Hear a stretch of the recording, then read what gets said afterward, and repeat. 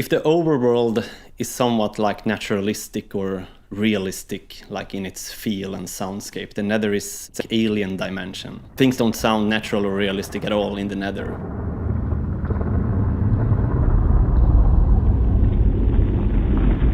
The warped forest is a really like weird biome. Something in the forest really like disrupts reality. I can't really tell you what's going on. I don't think even music can play in the warped forest. I don't know, but maybe the Enderman can tell you what's up. The Crimson Forest, an Easter egg for creating these sounds is that most of them were created using balloons, because it creates like a disturbing feeling of something that is like stretching and forcing itself to bend.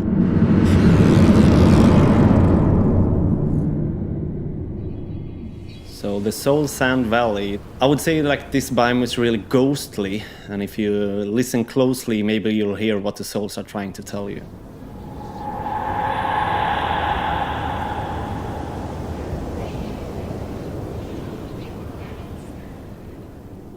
When you design ambience for a certain biome or place in a game, you always start with nothing.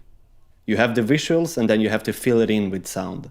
And when it comes to the basalt deltas, I was a bit confused about interpreting the visuals. So when Brandon came up with the keyword radiation, I suddenly knew what I was looking at and therefore could interpret it into sound.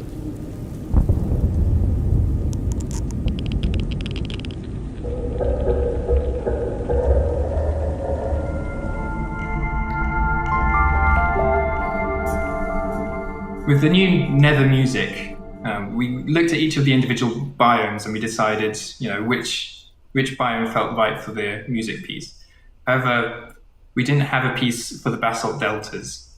So what I did is I played all the music aloud, and then we kind of sat down and we thought, which piece of music out of what we had would fit this one the best. We all discussed it for a while, and in the end, we chose the same sound that plays for the Soul Sand Valley, the same piece of music.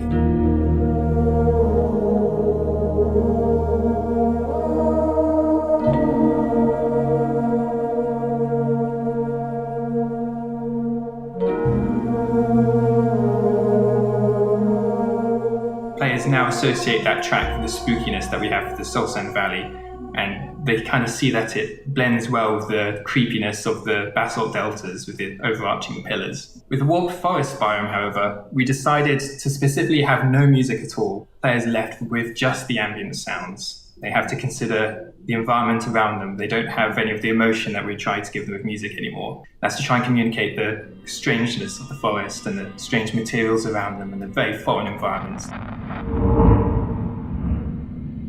I saw one comment from a fan that was quite interesting. It was, surely we could just drop music into the game. That shouldn't be so hard, But selecting the tracks and finding where they should go and even finding where in the code how they should play, that's quite a lot of work. And I spent a lot of time looking at how the biomes should have individual tracks and seeing how we could remove the dependency on what world you're in, what dimension you're in, and how you're playing the game in creative or in survival mode. All that was mixed together with the music. But we really had to tease out all the details and unwind this spiderweb that we created.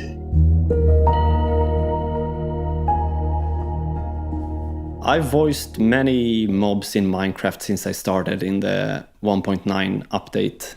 Witch to Shulker to Piglin, different illagers, and it's always a different approach to them. We knew from the get-go that the piglins should have a base of pig. So I went to a place south of Stockholm to record some pigs. It was like an old Swedish type of farmyard swine, I think is the word. And they were extremely chill and boring, very like monotonous. So in the game later, it ended up using like only a smart part of those recordings, and I voiced the rest myself.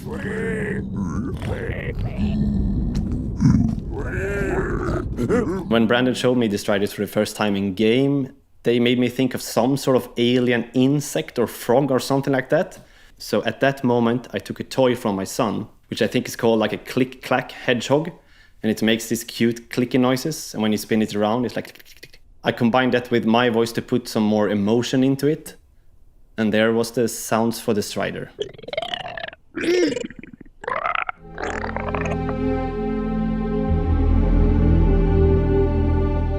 tried to make sure that the sound experience for the Nether is the same no matter where you play Minecraft and how you play Minecraft. One of the more difficult aspects would be the actual sound files themselves, depending on which platforms we were targeting. It's all very well. We can make a very massive sound library. We can have thousands and thousands of sounds just to play in the Nether in every single biome.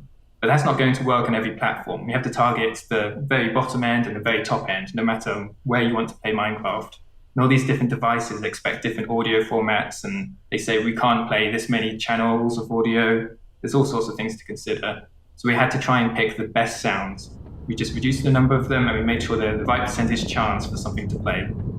I think a general misconception about creating sounds for video games is that people think you're either working with music or you're like a sound engineer. The interesting part for me is the design and the creative output of making these things from nothing into something that is really impactful for the players.